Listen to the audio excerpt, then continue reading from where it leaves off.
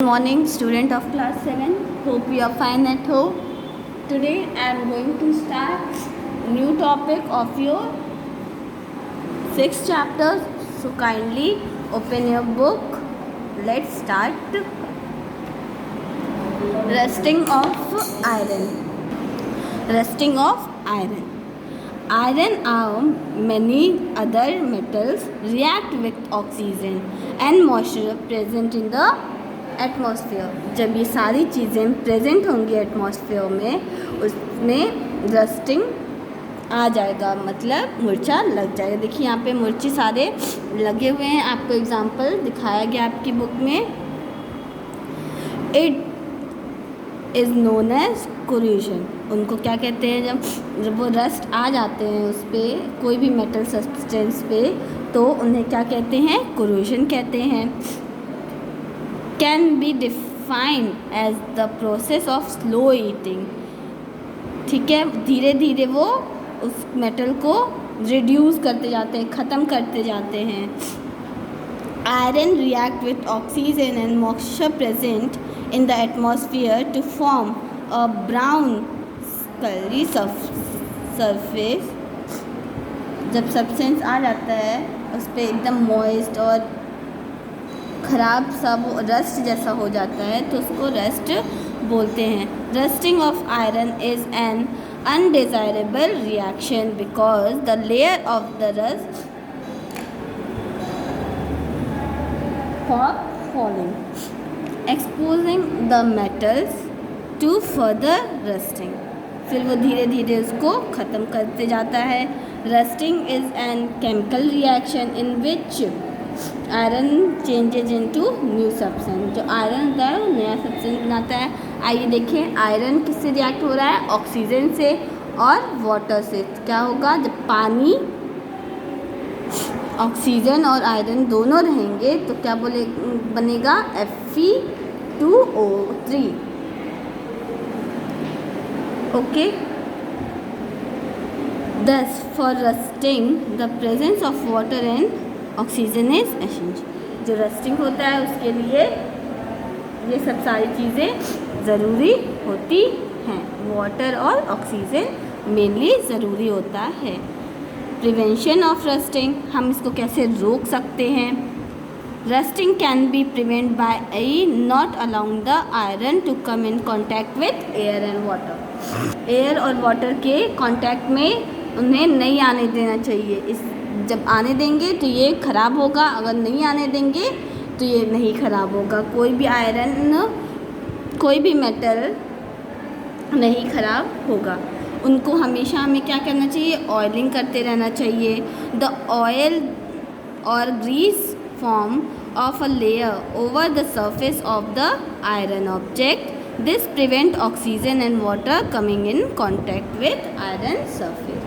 उनको iron surface में contact करना चाहिए, ठीक है, और उनको कांटेक्ट में नहीं आने देना चाहिए. और उनको हमेशा ऑयलिंग और पेंटिंग करते रहना चाहिए.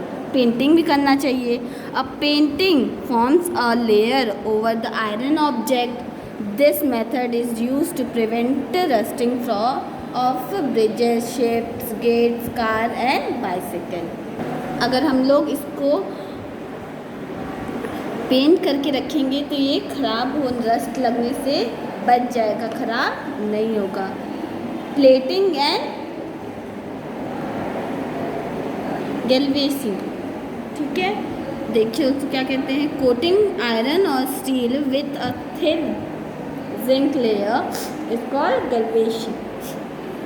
सच as steel bucket, steel tin, dustbin, ये सारे को हमें पेंट करते रहना चाहिए जिसकी वजह से ये प्लेटिंग ना आए.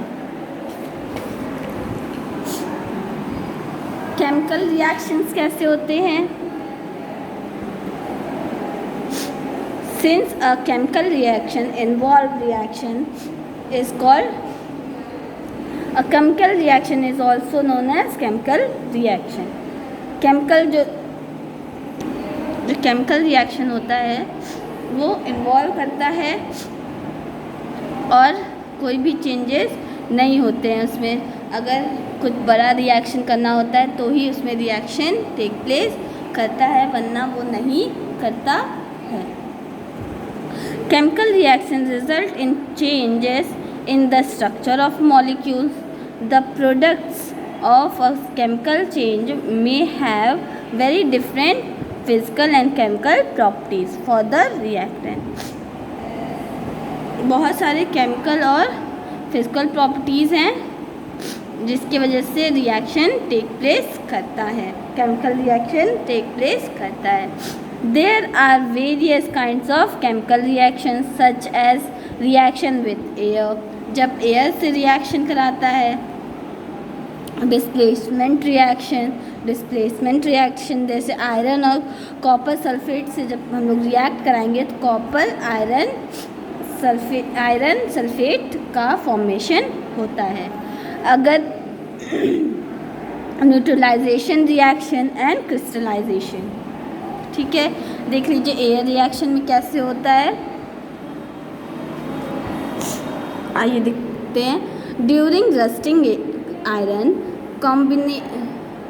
combines with oxygen to form red powder is called iron oxide, ठीक है। जब इससे रिएक्शन होता है तो क्या बनता है, आयरन ऑक्साइड बनता है। This is because iron is one of the cheapest and easiest metals to extract from its ore.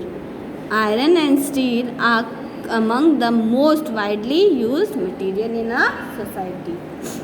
Examples हैं,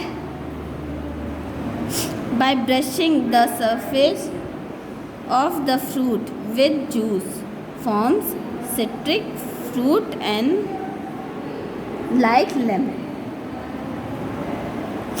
Displacement reaction क्या होता है, when a reactant metal is placed in a solution containing iron, a less reactive metal, जो iron होता है वो less reactive metal होता है, the less reactive metal display the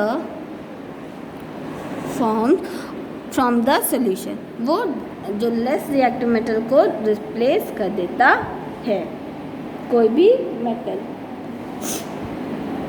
For example, if an iron nail is placed in copper sulfate solution, it dissolves and solid copper is formed. Solid copper उसको बना और iron को dissolve कर देता है, ठीक है। एग्जाम्पल, आयरन कॉपर से जब रिएक्ट दोनों ऐड होंगे और जब रिएक्ट दोनों करेंगे कॉपर सल्फेट सोल्यूशन से तो copper and iron sulphate solution का प्रोडक्शन होता है। न्यूट्रलाइजेशन रिएक्शन कैसे होता है, a salt is form when an acid react with an alkali, when the right amount of an acid and alkali are mixed, a neutral solution of water and salt are form. जब भी acid और alkali mix होते हैं तो एक neutral solution salt and water का बनता है, उनको न्यूट्रलाइजेशन सॉल्यूशन कहते हैं। Thank you.